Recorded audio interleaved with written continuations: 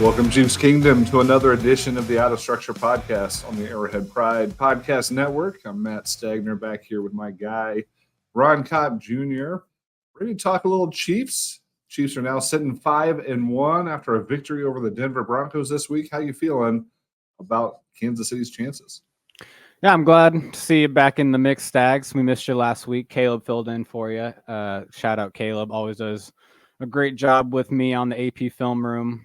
He's a film nerd like I, so shout out Caleb. But glad you're back, Stags, and I'm excited. I'm almost as excited to get down in this podcast as that Chargers fan last night on the Monday night broadcast. I don't know if anyone out there was watching the game, but that was hilarious. I could not stop laughing at that. The most passionate Chargers fan, I think, on planet Earth, Stags. I don't think you could find another Chargers fan with that much energy towards their team. You could have stopped with, I don't think you could find another Chargers fan. So that's that's a low hanging fruit right there. You do hear a lot of teams talk about how it still feels like a home game when you go out there. So until further notice, we can make fun of Chargers fans. Honestly, the more I think about it, it could have been a fake fan, right? Like, it definitely could have been a paid actress, because she was right front row.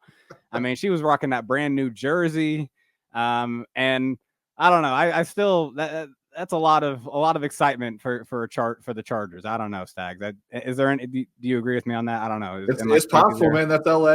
You know that the Chiefs get real celebrities. The Chargers have to hire fake ones. So they had robot fans like 3 weeks ago, like for a movie or something. So yeah, I'm flipping. That wasn't even a real person. So well, the Chiefs are getting settled into the season. I'm settled into my new office here. So yes, sir. Looking all professional-ish. Glad to have you all joining us today. Lots to talk about, of course, with the Chiefs. But again, sitting at 5-1, tied for the NFL's best record, 19-8 over the Broncos. Maybe feels like it should have been 40-8, but many people probably feel like it was 9-8 given the response from fans. The Eagles and the 49ers both had losses this week, so best record in the NFL. Why does it not feel like it? I know. I write the Gamer for the games each week, which is just kind of like the recap of the game, and I always have like a little tagline at the end, final score. And I kind of put Chiefs struggle through 19-8 win. And, I kind of regretted maybe using those words because they didn't necessarily struggle, right? They kicked Denver's butt. But once they got to the red zone, it not finishing is just not something that this offense, we're used to with this offense. They've had one of the best red zone offenses, in a few years. And obviously just having Mahomes, you expect them to finish those drives. And so in this specific game, that was really what it was. It was frustrating, but it is kind of funny, Stags. I almost have like a negative tone sometimes when I have a random person on, at work ask me about the Chiefs. I'm like, yeah, they're, a good record, but I hope the pass game improve. I almost get to that before I'm like, yeah, the defense is kicking butt and, the run game's, doing what they need. It is kind of funny. Like we're just so maybe it's just me, but very, very critical of a team that has the best record in the NFL.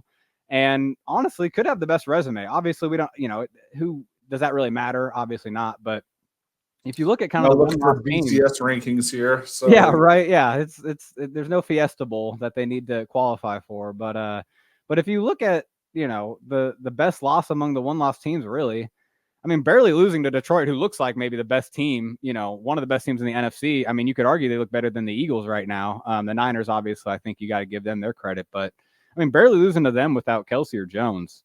I don't know. I think maybe this year might just be kind of a defensive year in the NFL. Like, it might just kind of be one of those years where, a defense kind of reigns supreme and scoring's down.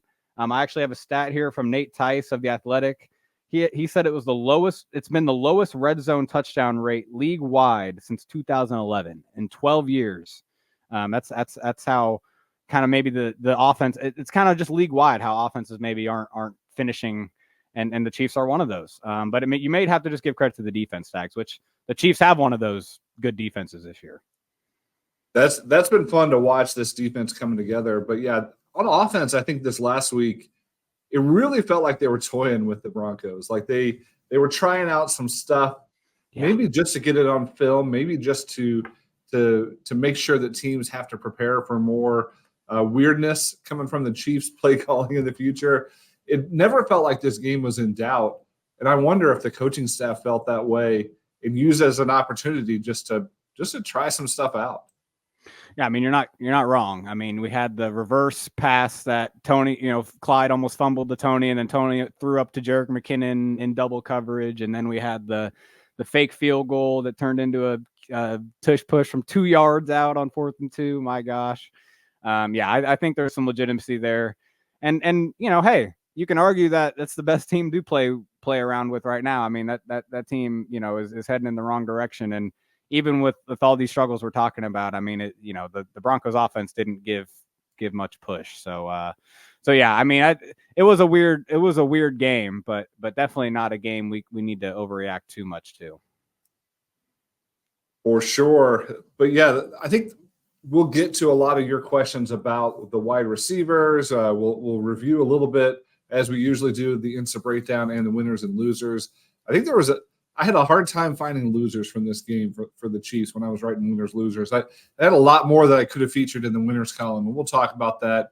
And just as a quick reminder, we do come to you on a weekly basis. We're looking for questions and things that we can discuss for you. We want this to be partially your show, of course.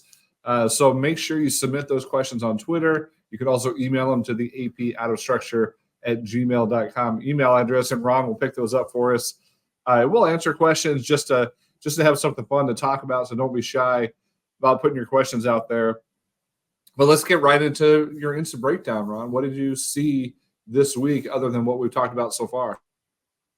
Well, I think the most obvious thing, or the biggest thing to talk about on the positive side for the offense is Rashee Rice continuing to emerge. He had his career high in receiving yards on Thursday, got to 72 on 4 catches. And he had his longest gain of his career, too. He had that 28-yard catch and run late in the game, kind of helped them seal the deal. And that was a nice play. And there was a couple of them in the game where, Mahomes is hitting him in between zone defenders across the field. He's not really doing that with any other receiver besides Travis Kelce. And that play, specifically the 28-yard catch and run, he did kind of have to squeeze it between, 2 players. And Rice just did a really good job of catching it and darting upfield and kind of avoiding the defender's tackles. It was a good play, and it's a reason he needs to continue to play more and more. We'll get into more of that. But you also got to shout out Isaiah Pacheco. I know he was one of your winners. Man, he just continues to look like just better and better in all aspects of the running back position. I think last year he was such a straight ahead, downhill runner, and it really worked when the team needed it, and the team got the most out of those. But you're seeing him be more patient now, kind of get the most out of plays more often, and maybe not, maybe not overdo plays or go for the extra, just kind of get the most of them. And you're also seeing him do really well in the pass game, right? I mean, he's catching passes and doing well in the screen game, kind of waiting for his blocks, as well as just being a good check down player, kind of getting upfield, making the most of each check down. So I got to give it to those 2 guys. They were kind of the highlights of the offense, in my opinion. And I think they were both in your winners. I got to believe. Yeah, I've been talking about how there really should be the cornerstones of this offense going forward, other than Mahomes and Kelce, of course. I'd love to see the Chiefs continue to build around these 2 guys. They're both young players, still have upside to go. But when the offense runs through them or they're very involved in it, it's more explosive. It's fun to watch. It's physical. Both of these guys can put their shoulder down and run through somebody if they need to. So I like how it's evolving. And we had hoped with this mass of wide receivers the Chiefs have had this year that somebody would emerge. We didn't know that it would be Rice this early on. I think the team really hoped it was Kadarius Toney. That hasn't really happened so far this season. But I think it's a very good thing that it's Rice so far. And again, with Pacheco as well, that's something you can build on for the long term around this team. Cheap, young talent that are physical players that can make plays, after the catch or after contact. This is really a great sign and a great building block for this team, and maybe they're starting to find an identity that they maybe weren't sure about before this. Right, because they're giving Pacheco more snaps. Like it's not much of a rotation as much anymore. It doesn't seem like. I think over these last few games, we've seen Pacheco really be a lead back, and that's what Andy wants. I think he's gotten away from it over the years because he hasn't had that guy to be able to step in and do it. Maybe since, you're talking 2018 Kareem Hunt kind of thing. I mean, Pacheco just may be the guy where they can trust him, and he's finally taking, close to 60-70% of the snaps at running back. When you really don't see that a lot of times with Chiefs offense, it's usually more like 55, maybe 60. So I got to tee you up for the linebacker group, though, Stags, because, you are a big Nick Bolton fan. We're all big Drew Tranquill fans. I mean, I'm a big Nick Bolton fan, too. Didn't mean to phrase it like that. But we love both those linebackers. And it's kind of weird that they're going to have to, kind of pick and choose when to play each. But it's a good problem to have right now, it looks like. So much hand-wringing this offseason, so much concern about, they signed Drew Tranquill, and now what does that mean for Nick Bolton? What does that mean for Willie Gay Jr.? Who's going to lose snaps? How are they going to continue this room? And all of a sudden, the Chiefs just have 4 linebackers that can all make plays, and it is so fun to watch. It's so exciting to see that Drew Tranquill is still making plays even with Nick Bolton back in the lineup. Nick Bolton comes back, immediately gets an interception. Willie Gay Jr. has a tackle or a pass broken up, right? And I think Leo Chenal had a really spectacular tackle for loss. All of these guys are playing well. They all have a little bit different skill set, but if you've got 4 linebackers that can all make plays and can all be dependable, and you can rotate them and keep them fresh, I mean, this is going to be a strength of this team this year, and it hasn't been maybe so much in the past. Right. And it's kind of funny. I mean, you look across the league, the linebacker position is one of those that doesn't get respected as much in terms of, investing in it. A lot of times, I think rightfully so. When you look at every other position, you have to have, you need to be good at. It is kind of lower on the totem pole. But the Chiefs are kind of zagging to an extent where they have it as a strength. I mean, it truly is a strength of their defense. And again, like you're mentioning, it's the rotation that makes it a strength because, as good as Nick Bolton was last year, he's one of the league leaders tacklers. He had to play 100% of the snaps. And, at some point you're going to get fatigued. You're human. I mean, it's football. And that's kind of the key here is that there shouldn't really be any reason any of them are fatigued at any point. They should all be fresh, and obviously, game, depending on the game, it's going to happen, but they all should be fresh. Tranquill and Bolton can kind of rotate and keep each other fresh, even if it's like within the drive, hey, Bolton's maybe in on first and second down, then Tranquill comes in on third down, or it's drive by drive where Bolton's in on one drive and then Tranquill's in on the next drive. Although, I think they want Bolton on the field as much as possible. So maybe it's Tranquill and Bolton on the field at the same time, and Gay gets rest, and Gay and Chenal rotate, and there's a lot of different things they can do. And depend on the matchup too, right? Like if there's a team that's going to be throwing a lot more, you're probably going to see more Tranquill. But there's a team, and Tranquill's been good both phases of the game. But if there's a team running the ball more and you're going to be in your base personnel a lot, you may not see Tranquill as much, and it may be more of a Bolton, Gay, and Chenal game. So, it's just one of those things that can be flexible, and it's one of the reasons why their defense is performing so well. Yeah, you can see a good defense without great linebackers, but to the truly elite defenses have great linebackers. So it may be one of those things that helps take this team from hey, a defense that could maybe be passable to all of a sudden being a top defense. And it really does solidify what's been a weakness in the past. And it gives you something to build on. So great development out of the linebacker room, and really promising to see how they're able to mix in the veterans and the young players there. One thing we never talk about this year is the kicker. After all, for good reason. Yeah, I mean, this is a guy that struggled in previous years, that had that injury last season, was missing extra points, and people were really upset and wanted him replaced. People looked at his contract this offseason and wondered if they could save some cash against the cap and get rid of him. But all of a sudden, Harrison Butker is, knock on wood, perfect for the season so far. I know, and I noted that he's only one of 5 kickers, and actually I didn't even notice individual kickers. This is just the Chiefs are one of 5 teams that haven't missed a field goal or an extra point this year, and so shout out Butker. He's been nails, and not only has he been nails, Stags, that 60-yard field goal that might have been good from 70. That was an incredible kick. The way when it hit the net, I couldn't believe it. It was shocking how hard it hit the net. And I know it was a windy day, so I think he may have gotten some aid there. But I mean, man, shout out Butker. He's been nails. He had a 52-yarder later in the game too that kind of made it a 2-score game. Finally put him out of reach. So he definitely deserves his flowers for sure.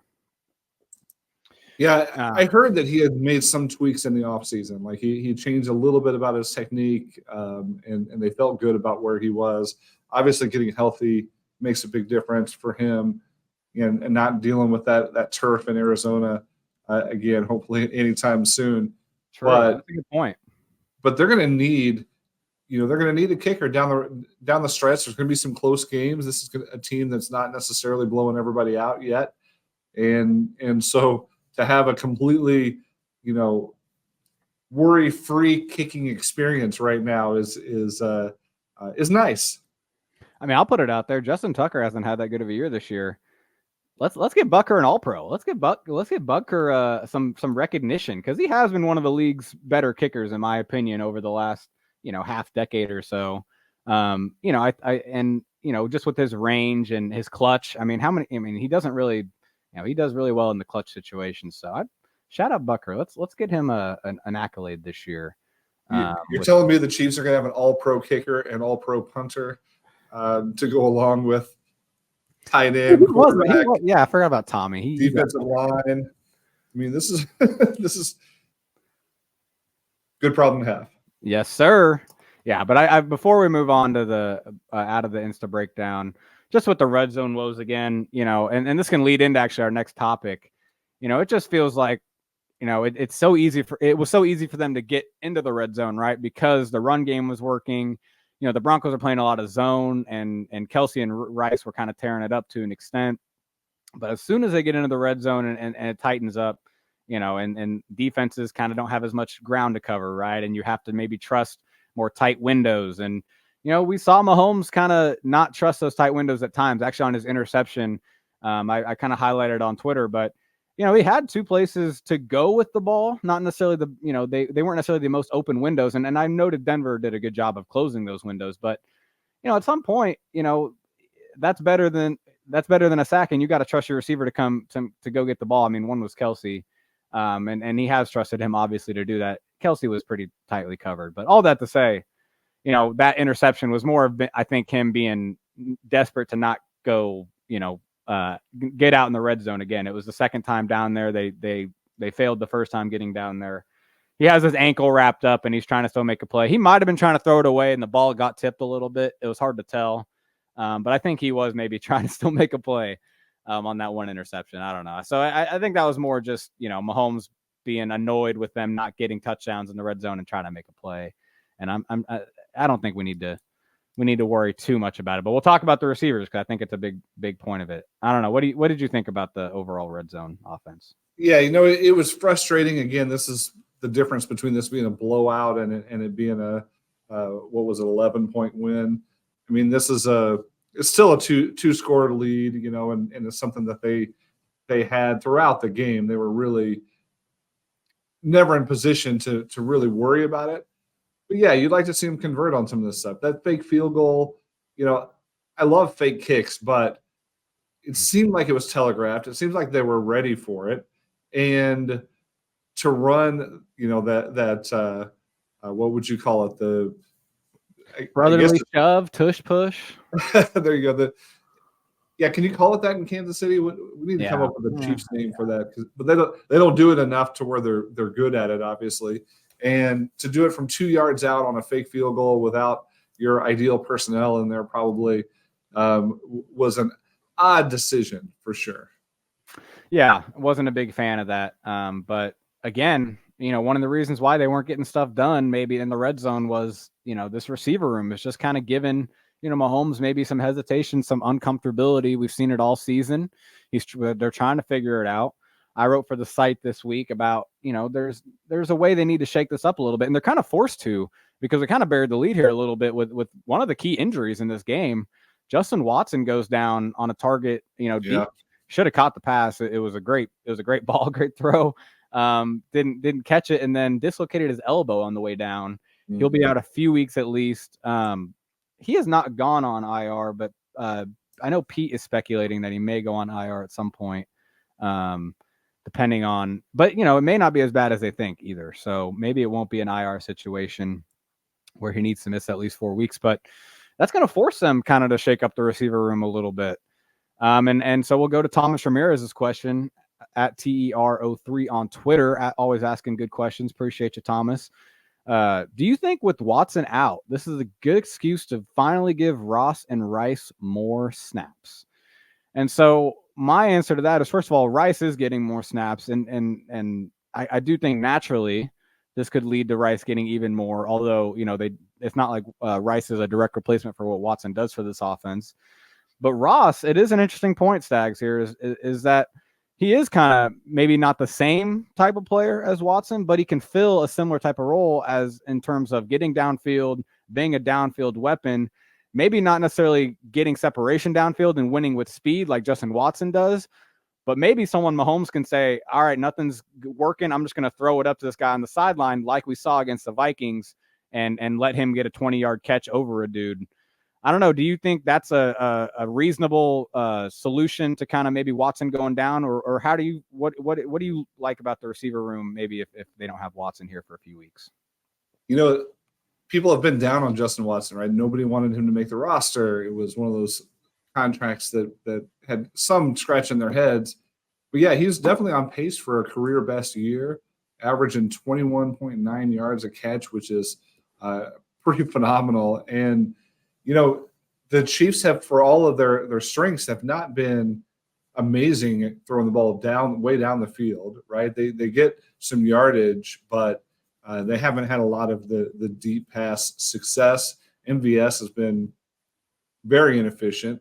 I think, in theory, MVS is the guy they would want to do that, because that's what he does. That's his essentially his only strength in the receiver room, is being the deep threat, whether it's a decoy, whether it's running defenses off, or actually going out and catching a pass. But yeah, not necessarily the most contested catch guy. I'm not holding my breath for it to be Ross. I think everybody wants that to happen, but I'm not convinced yet that they're gonna give him automatically, just give him a bunch more volume because Watson is out. I think it's probably MVS and Rashee Rice that continue to benefit from the targets and the snap share. I don't know what to do about Sky Moore. I think we'll talk more about him in a minute, but I think the most likely scenario is that you see some more shots to MVS, which could be good, could be bad. It feels like it's low. It's a low percentage whenever they throw deep to him. And Bros_Kingdom on Twitter asked, would Andy even cut down on MVS's snaps? He's wondering about the AFC Championship game hype. So if you'll remember, MVS had a monster game filling in for a bunch of injured wide receivers in the AFC Championship game. And, they're wondering if, does that somehow taint how they see MVS this season? I don't think it does. He's still getting a lot of snaps. I just think maybe they'll start giving him more targets now. So I think he's more likely to get more rather than less.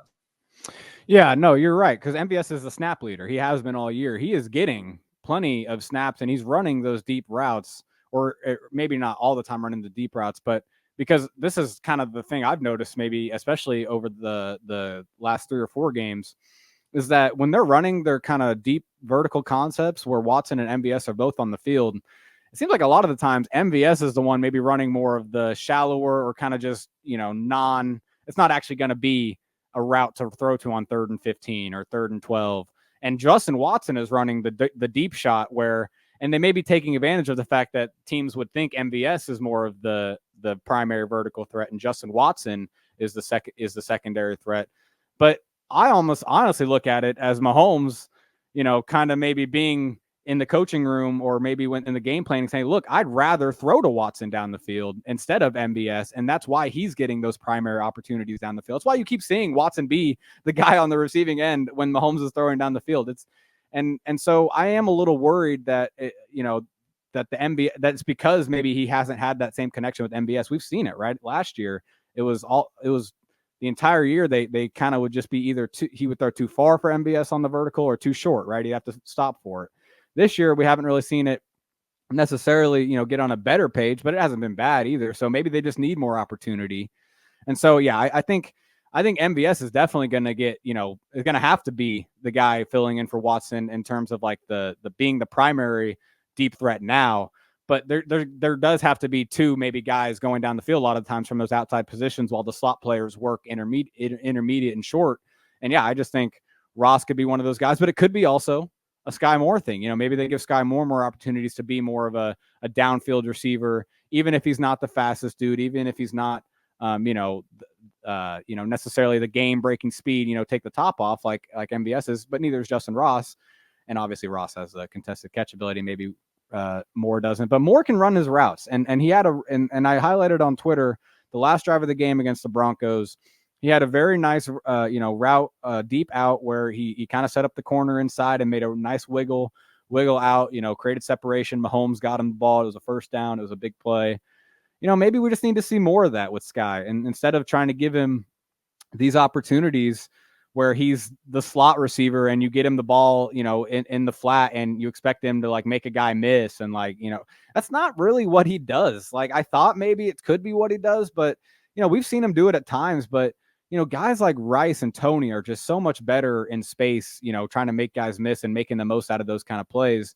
I think Sky is he's just not the most creative guy after the catch. And he's maybe more creative before the catch.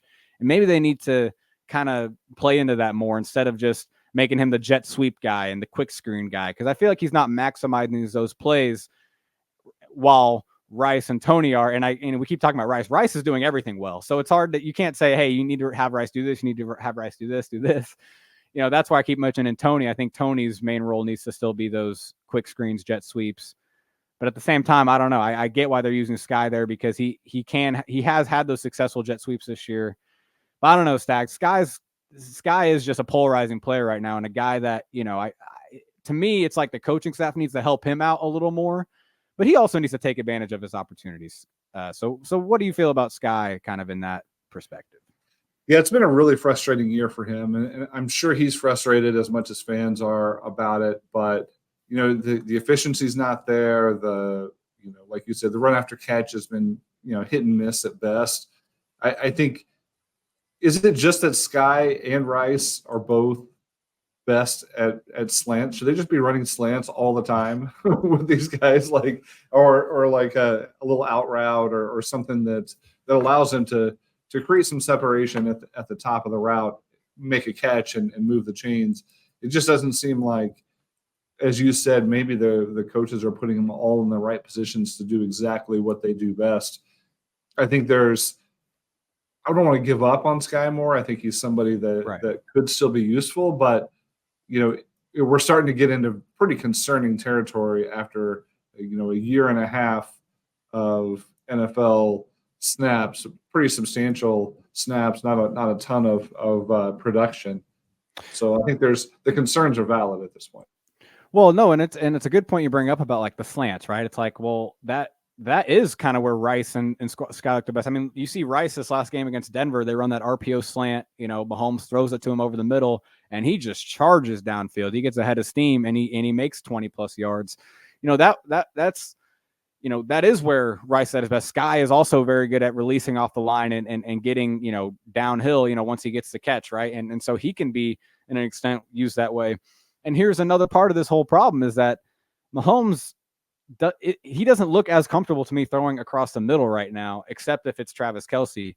And maybe that's something that we've maybe, this is kind of maybe a grander take than I want to make it, but have we maybe not seen, Mahomes maybe have to target over the middle of the field to players not named Travis Kelce? Maybe it's something he's not as comfortable with, and maybe something we didn't realize as much because they don't run a lot of slants in their offense, just general. They don't run a lot of, maybe over the middle stuff to their receivers where it's quick hitting. A lot of it is to the sideline that's quick hitting. Their intermediate stuff over the middle is usually a little, deeper developing, when the 5-7 step drops. not necessarily, getting the ball, quickly to guys running over the middle, because I just think there might be something to, Mahomes maybe not, especially with the receivers this year, not feeling as comfortable throwing, between, tight windows and all that. So, I think that's the part. Maybe some of the problem is that some of the ways that these receivers need to be used right now, Mahomes is being hesitant throwing to there. There's plenty of times this year, guys, that Sky is breaking open over the middle on kind of that quick out or quick in, kind of at 7 to 10 yard in. And Mahomes is in the pocket and looks like he has a window to throw to him, but just kind of hesitates and moves off of it. And it's not just Sky. I've seen MVS in those same situations. And so that's almost where it becomes more of a Mahomes thing, where yes, you can blame the receivers for not giving him reasons to trust them more, but at some point he needs to just trust them, kind of have that short memory, right? And so I think there is something to that too. I definitely think there's something to that too, that the Mahomes and the coaching staff both need to help by kind of, being better at giving these guys the ball in the best places for them to get the ball. So that's a long-winded way to say it's not just on the receivers. And I think a lot of people understand that right now. Yeah, you get them the ball in rhythm, on time, on some of those quick hitting plays. Let them get some run ahead of steam going, right? And that makes a big difference. I'll say real quick, Rice with a head of steam. I tweeted it during the game. He actually looks like a legitimate Mustang. Like he looks like a horse, like out in the open field. Like he is galloping, dude. He is an impressive athlete in space. Yeah, and again, I feel like there's places for all these receivers. And the next question here, from the dude is Ross a secret weapon that Andy doesn't want anyone to have tape on? Will they just unleash him after the bye week? I mean, maybe. You saw it. Was it last week when he had the big downfield pass where he went up and got it? And you're like, that is in one play. That's what you want from Justin Ross. Like that is the element that he brings that I don't know that anybody else on the team at this point brings. And that is what they should be using him for. Down the field, back shoulder, go up and get it type plays. And, Juju Smith-Schuster did some of that for him last year. That's not what I would do with Sky Moore ever. He's not a contested catch, go up and get it, lay out, full extension sort of receiver. I think you have to get Sky Moore the ball in stride on a quick hitter. It can be a complex route, but you have to get it to him while he's moving.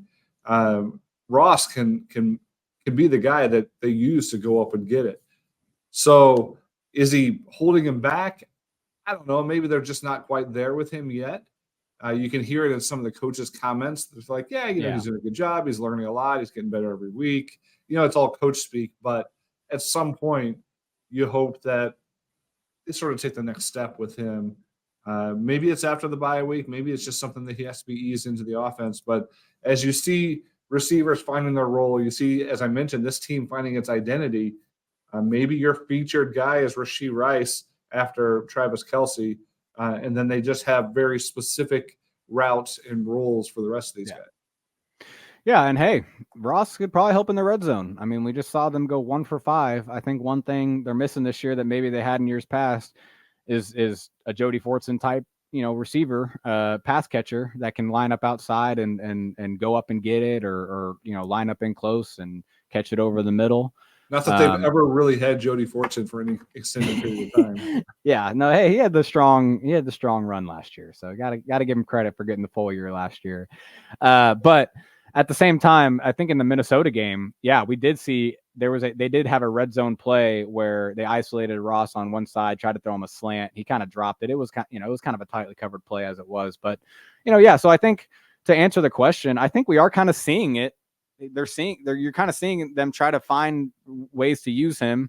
I mean, 10 snaps last week was the most snaps he's played besides the blowout win over the Bears. So, he's getting more and more involved.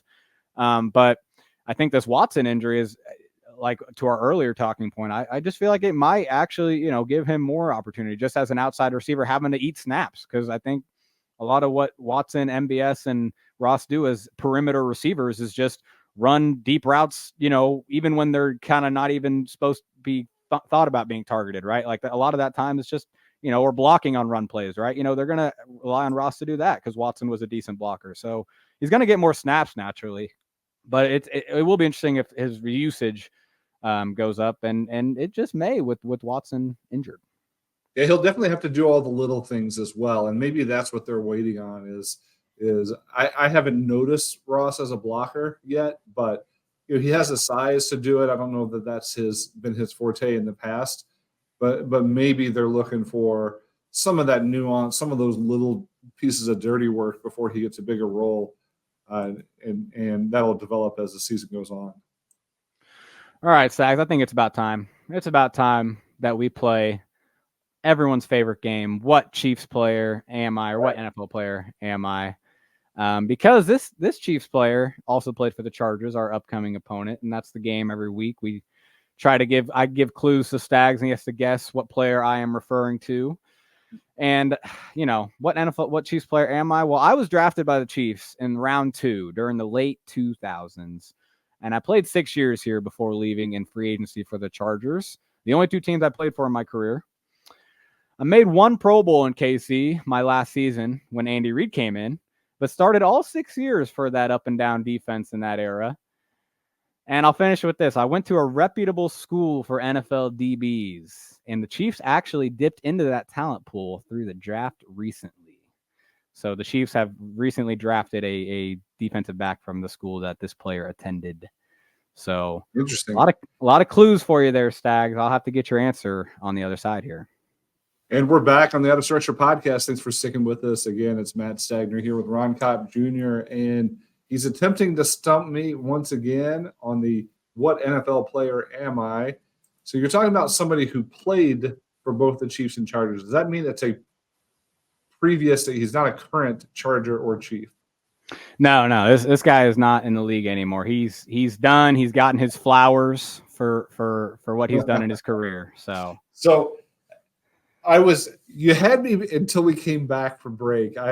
As I brought us back in, I did not have an answer for this. The fact that it was a previous Charger and Chief, and then as a defensive back, I did start to think about our guy Brandon Flowers.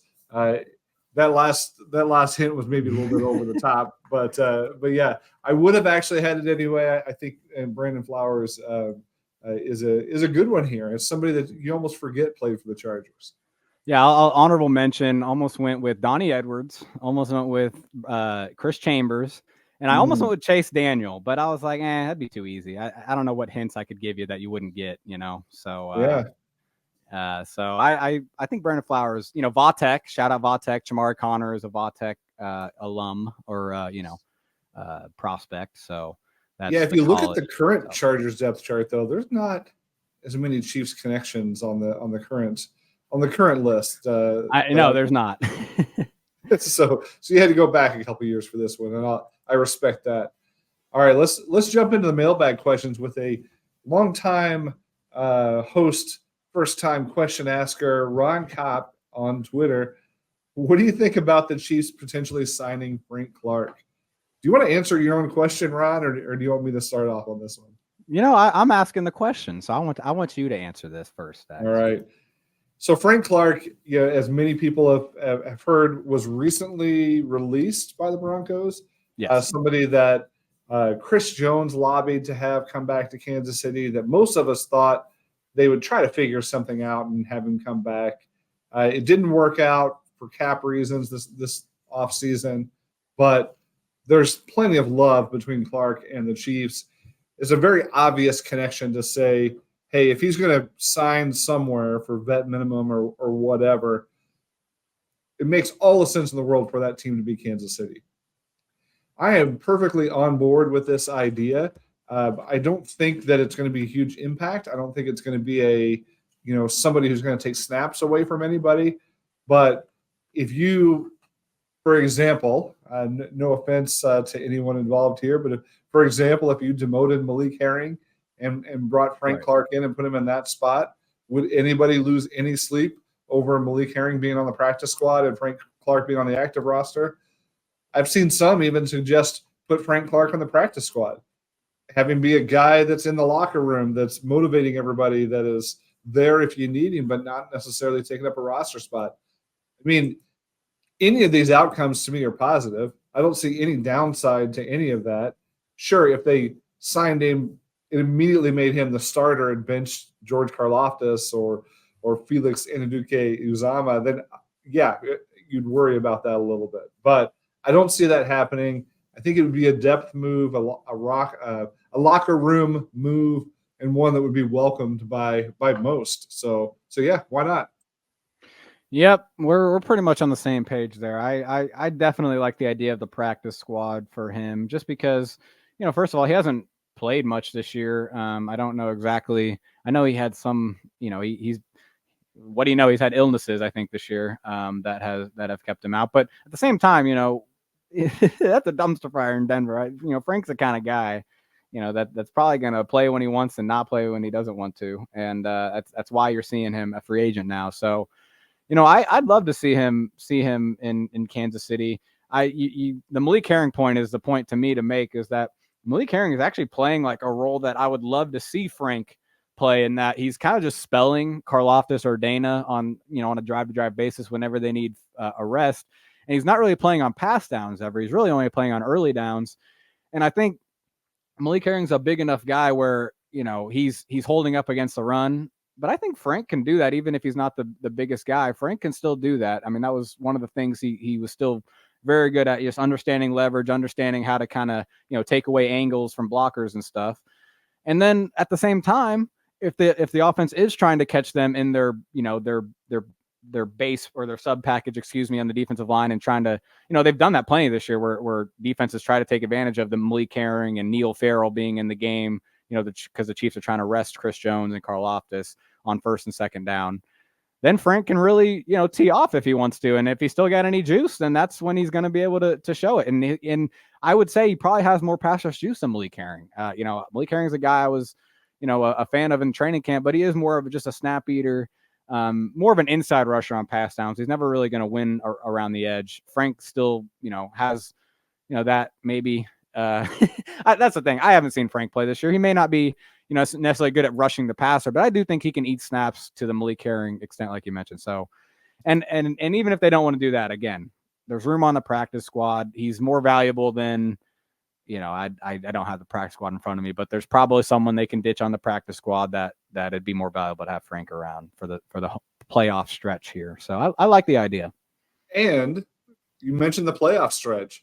You're still talking about one of the all-time sack leaders in postseason history, somebody that's never going to hit that mark if he stays with Denver, because he's just not going to see the postseason. So, I can see why he would want out, and I can see why he would want to join the Chiefs again and have another postseason run.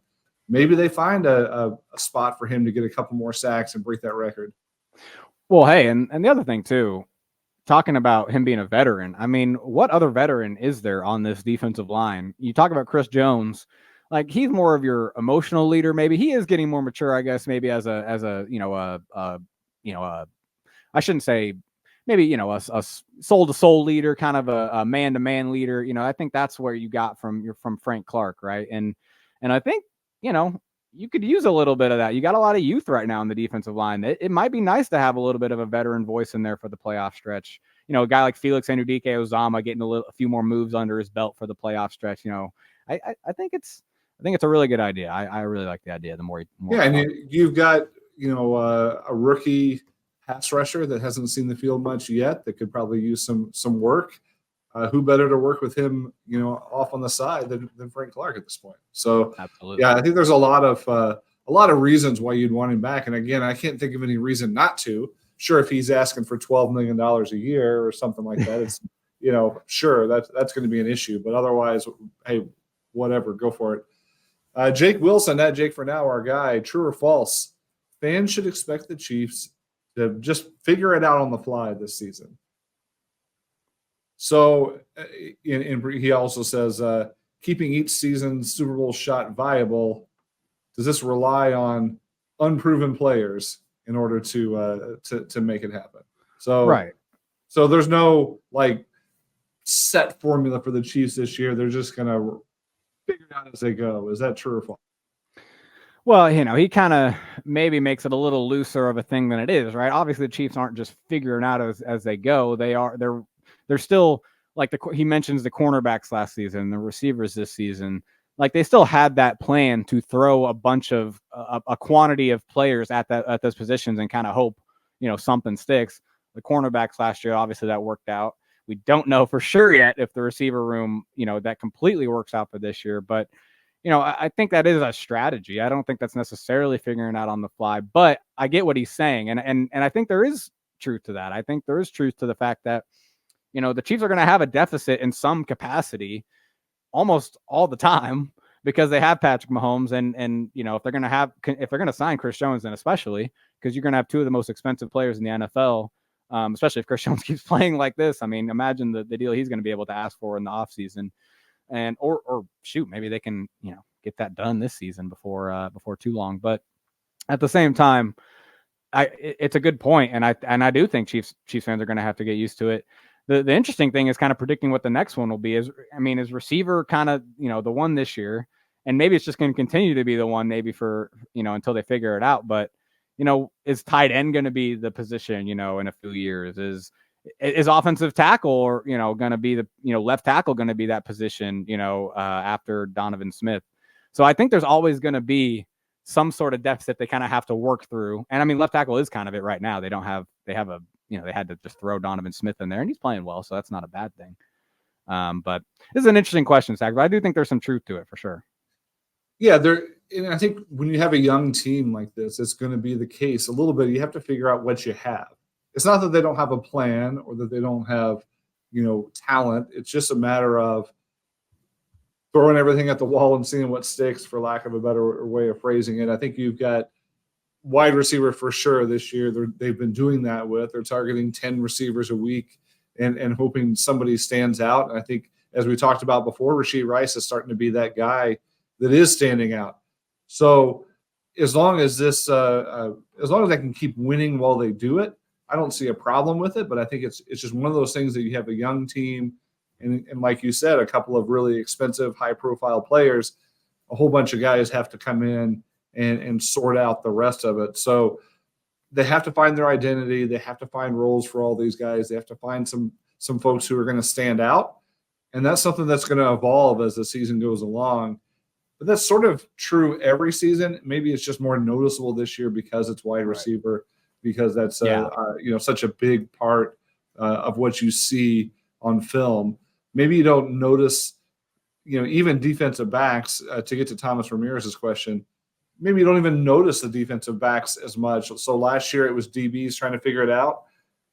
We realized eventually that they were pretty good, but we weren't really sure, who was going to be doing what and how good they could be. This year, to Thomas's question, who's more impressive, Trent McDuffie and L'Jarius Sneed or Justin Reed and Brian Cook? The fact that we're even asking this question with all four of these guys listed, to me, is quite the positive for this group so far. It is. It definitely is. I mean, the correct answer, though, is absolutely Trent McDuffie and L'Jarius Sneed. Oh, yeah. And it's because of them, right? It's because of how well they're playing. But, I will say we can start on the safeties because, it's worth discussing. I think I've talked about it a few times on the pod, but, Justin Reed is playing the strong safety position very well, where he's filling against the run, coming down and being an aggressive run defender, but also, manning up tight ends on pass downs. And he doesn't, he hasn't really missed tackles since week one. I think there was one egregious one that stuck out in my head that kind of left a bad taste in my mouth to start the season, but he really hasn't missed tackles since. He's playing that strong safety position very well. So shout out Justin Reed. But Brian Cook to me is in danger of maybe dropping down to the third safety position. You're seeing Mike Edwards play more and more, and Mike Edwards is earning it, man. And I think Brian Cook it's his second year. It just may take him some time to read offenses and break on stuff like you're seeing Mike Edwards do over the top. And that's what you want from your free safety. We need guys, you want guys that are gonna you watch Kirk Cousins make a 20-yard throw downfield, you're like, oh shoot, and then all of a sudden when you see it, the safety's over the top of it breaking it up. I mean, that's what you want, and we've seen it much more from Edwards this year than Cook. And you've heard Spagnuolo talk about it in recent press conferences that they're giving Edwards more snaps. It's just natural. And it's nothing against B Cook. And I think he could be a great third safety, but I actually kind of want them to just go ahead and give Mike Edwards that primary free safety role, because I think he's playing that well right now. Yeah, you're right. This is a pretty straightforward question because Trent McDuffie's playing out of his mind. I mean, and we can talk about the corners now because they're playing insane. And L'Jarius Sneed's been very, very good as well, and doing everything that he does, and still being a really good cover corner. So, yeah, I think there's no question that those two guys are right up there. When I do the market movers piece that I do on a weekly basis, I'm ranking the Chiefs from top to bottom on this roster.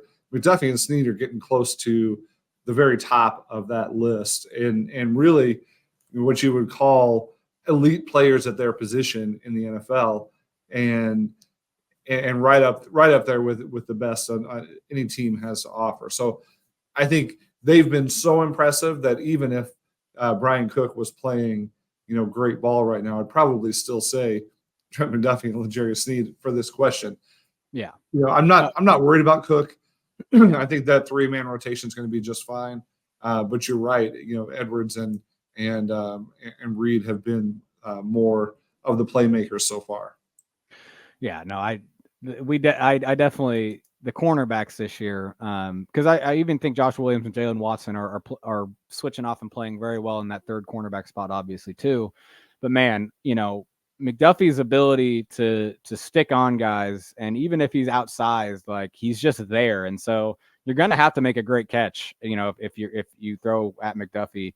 But Sneed is not even allowing that part to happen most of the time. He is just swallowing up guys. It's been awesome to see him kind of use his length and physicality and play with confidence. That's what you're saying. And Spags actually talked about it in his press conference last week, that the reason they're kind of doing this, or the reason they feel comfortable doing this, is because Sneed is so confident matching up with the number one receiver and really, playing physical and press. It's because Sneed feels like, and I keep making this point, anyone follows me, I've probably made it too many times now, but players that have Sneed's physicality at cornerback usually do not have his same athleticism.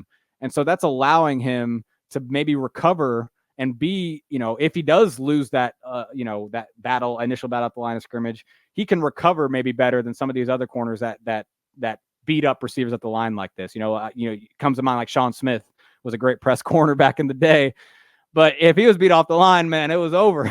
He wasn't recovering. So Sneed's kind of that rare combination of both, and it's really he's doing it at the right time. Sags, he's gonna get considered quite well in free agency this offseason, I imagine, if he keeps this up. Yeah, I mean, the question comes up every other week, will they or should they re-sign Sneed? Should they? Yes. Will they? TBD. But let's talk a little bit about this week coming up. The Chiefs are coming off a long week, so they have that mini bye. So what is it? 10 days they get to prepare for the Chargers. The Chargers just played on Monday night, and so they're going to come off a short week, and they have to travel to Kansas City. It's a tall order for the Chargers, who are trailing the Chiefs in the standings.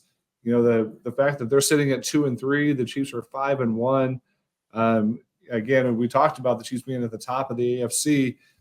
The Chargers are not quite contenders at this point, but they're probably going to come in hungry, so it'll be an interesting matchup.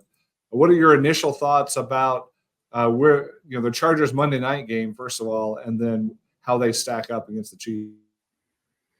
Yeah, I watching that game last night. It starts off 7-7. First two possessions are both touchdowns. I was like, oh boy, we are in for an overfest, which I did bet the over. So I was excited at first, and then disappointed when they didn't score like any other points from the majority of the game. But it kind of spoke to the Chargers, in my opinion, just kind of looking like the same team they always have been, where, they have talent on defense, and their defense shows up, right? They only allowed 20 points to the Cowboys, but just something about them kind of, kind of situationally, giving up things and not making the plays when they need to on defense. late in the game, right? The Cowboys are able to kind of get down there when they need to and score. And then on offense, man, it's like Herbert makes these ridiculous throws. And it's like, I was even sitting there like, oh man, like, wow. Like, you forget, how impressive he can, throw it out there. But yet they only have 17 points in the game, and he throws a game-ending pick, when he has a chance to drive him down. And we've seen that before from him. I don't know. It was just kind of another game where it's like typical Chargers, and they're coming in here. I do kind of wish they would have pulled that out. I think they come in here less desperate, like you mentioned, but they are desperate, man. And they've lost Mike Williams to injury, a few weeks ago. So it's really only Keenan Allen and a bunch of other guys. Quentin Johnson, their rookie receiver, has not stepped up. He has not looked, to the point, up to task yet. But maybe they get him going against the Chiefs or try to. But yeah, man, it's an offense that's like looks explosive, looks fun, like has like a, it's like a a sports car, and then they just doesn't go as fast as you think it does. In terms of it doesn't put up as many points or put up as many yards as you think it does. The Chargers going to charge, or maybe to use your analogy, maybe it's a Tesla, and they forget to charge it sometimes, right? So honestly, yeah. It is. It's got to be frustrating to be that one Chargers fan that exists that we talked about earlier, because this team, preseason all-stars every year, right? They're loaded in so many different ways, and just find ways to not succeed. What do you see from their defense as far as how they can match up against the Chiefs this week?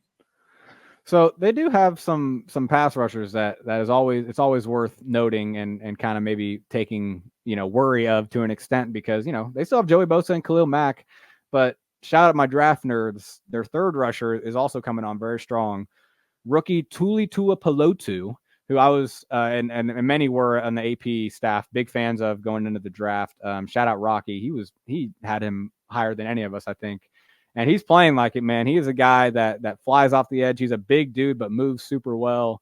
And so they have a trio of edge rushers that's going to give, Jawan Taylor and Donovan Smith fits. And so that's definitely worth, pointing out. They're definitely going to have chip help, especially for Donovan Smith. And they're definitely going to have to be wary of that on pass downs, especially because I haven't looked too deep into them yet, but I imagine they have packages where all three are on the field at the same time.